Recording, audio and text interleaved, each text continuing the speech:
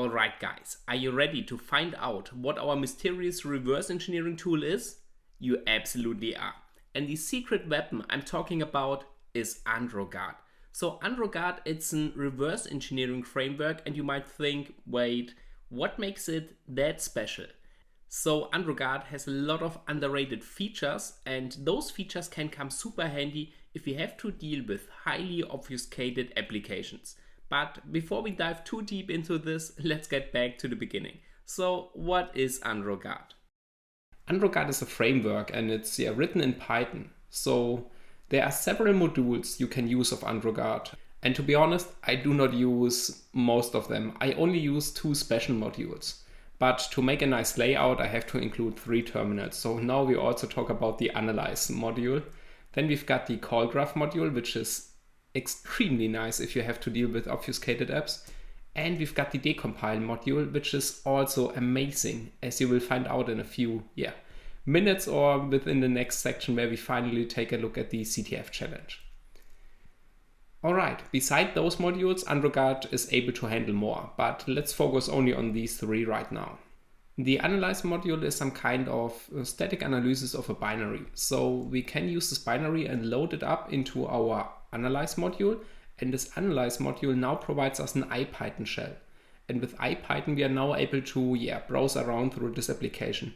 We can do lots of tasks, but we are familiar with all of them because we have done this manually. We can, for example, get all those activities. We can inspect the application based on the app itself. We can browse through the classes, the methods, and further stuff. Alright, so this was not that exciting, I guess, but now we come to the point. Now let's talk about the more exciting features of AndroGuard, and one of them is call graph, and call graph is super amazing if you have to deal with obfuscated binaries. What is a call graph? So let's assume we've got a function that is deep buried in this application code, and call graph is the way to this function. In this case, we have this username and password field. And if we hit the login button, which is not available there, but on the real world application it would be, then these parameters are going to be inserted into a function, which calls another function, this calls another function, and this calls another function. And finally, there's this last method which loads this encrypted file into the memory and starts decrypting it. Afterwards, it compares those hashes and figures out if the password we have entered is correct or not. So we get a graphical overview that shows us how we can reach this point, which methods we have to call, and also which parameters we have to provide to end up there. And this is what a call graph does. And as already mentioned, if you have to deal with obfuscated binaries, this comes super handy. Let's imagine we've got this obfuscated app, and the application code we are interested in is deep buried in this application code.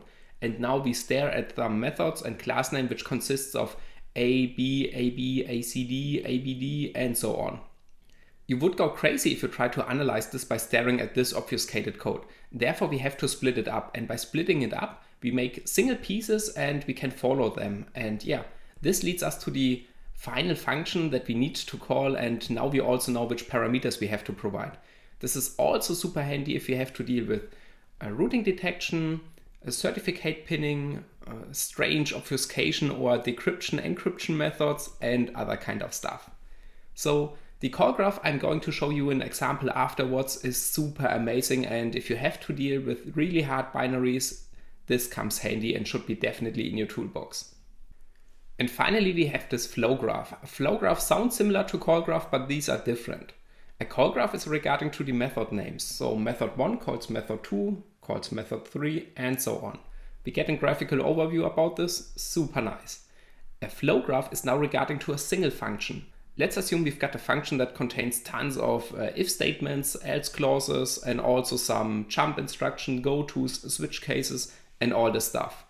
Let's assume there are about 40 in there, and there is only one specific path to a solution where we have to get. Staring at this binary and trying to solve this would drive you crazy. Therefore, we can provide a call graph, but only for this single function flow. And this is our flow graph. And let me draw this here real quick. So we've got this username and password, and we now focus only on a single function call. And this username and password is going to, some really strange control flow in this application.